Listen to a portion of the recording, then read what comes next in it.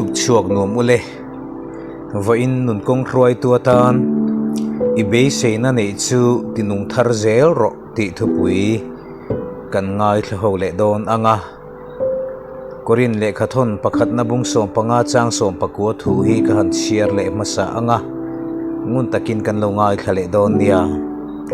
tundam chung chawa Krista chunga be seina kan nei chuan mi zong zonga khongai thlak ber kan ni ang pola na tiani lalpa na thumal som ro se amen ring tu te kan van nei na hi aro puingot thina sin roger chu pathian tri mi le chung ko ngai poimo tak mi ania kan sarnat na ve vetlap maya dam chu na chance inei lo ti in doctorin a hril tlanga abulami te chuan mi tuet la zoi zoya anril ru boy ema dan rol lovin an mitui an rudeu fap lo mayani roger ero chuan a han hoi kol vela chutia ikan sara dam chu na chan sinei lo an ti ta ka chuan chuti tak maya an lo mang ang chu a mu khanin engtin nge ka tiang o atia ti chuan roger chuan an lam hoi chuanin dam chu na chan ska nei lo an ti kha in lo lungai ni mo van rama ka kal tur hi min lom pui lo vem ni ti in a chung te chu zo na han zo ta chu zo na chuan an mit tui hruk na kara chuan an thin lungai tu na alwa ti hriat tak hian an ngoi thap mai ani Alexander the Great apo khanin ram dang do tura a chu donin tum khat chu aro sem chiam maya indona hau tak zet ani don ti aria a damakir le po in be se na anei rulo deu po ani mai the achung le thian te chuan in sem zo mai donalom enge chan inei enge in da don eng ma chani nei don lo hi an hantia ani chuan be se na kanelom be se na hian engkim min nei tir thina ni ti in a chang ani ring tu te hi he khowela hianin kan chau thina nat na wangte khovel chanchin rang kan hriat te hian min del ri changa tam em social media te hi kan du thuin kan lu ta kan kheu kwala atopa kan ninga kan dale a khovel chanchin thil thlenga chia tha rang kan ngai thla heng te hi kan du thu chuan kan ena kan hriat na te po ati zau amai ro chu kongtam taka kan nun min del ritu ani fo thina nat na te po min del ritu le min ti hri om tu ani thina re thei na wangte suala wangte in kan chau fo thina ni in chung khur boruak thalo wangte po in boruak rit taka wang hianin kan chau fo thin kan thua kan ti danglam theilo har sat na in min del lai hian ring tu nun hi a ipik fo ve tho mai kan beite po adong verum fo thin ani kha amai ro chu hei kan hriat apoimo khop mai seta na chuan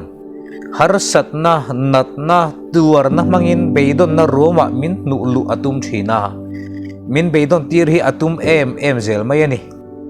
be sei tur iso Krista kan nei hi theihil min thak khop hianin seta na hianin min bul a thina ni chuwang chuan pathian thu chuan tun dam chung chawa Krista be sei tu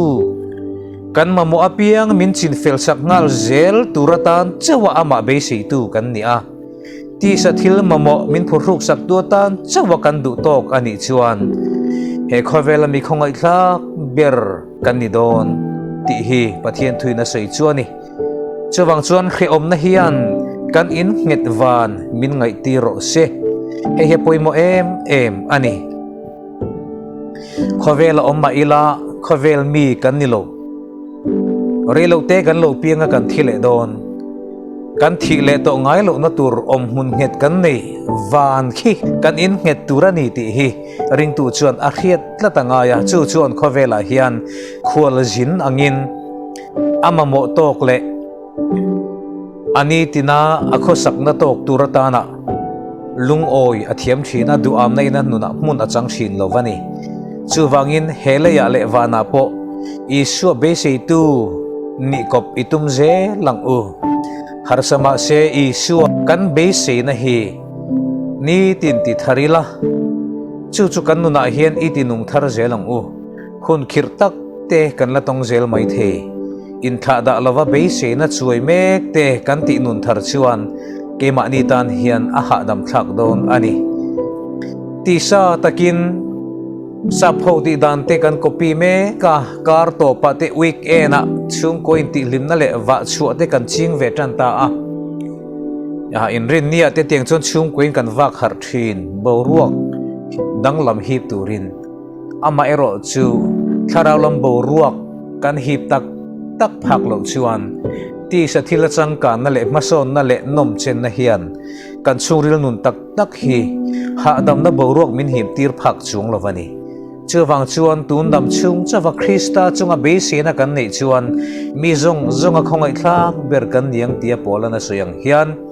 chu tiang ang mi chu kan ni lo na turin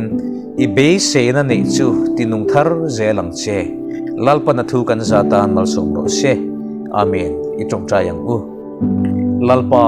kan pathian chung nung ber nangini thu amin rila om zong an ral huna he khovel kan che na mek bo aral vek huna puwa omzel tur chu nang ma ini a chu kan be se na in nga chan lo ni zel selati kan du ani khovela hian mamo tam tak kan nei chu kan zong thin nang po in chu min phal saka dik taka chu mi konga kan tlan te chu min phal saka amai ro chu nang ma aya thil dang pathian ero i phal lo chu wang chuan lalpa kan be se na le kan rin na in nga chan lo ni zela chu tiang anga he thu cha ngai thatu te hian nang ma hi kan be se na in nga na kan man zel the na tur che in khongai takin he thu cha hi kan tan mal so mang che nali so Krista mingin kan dile amen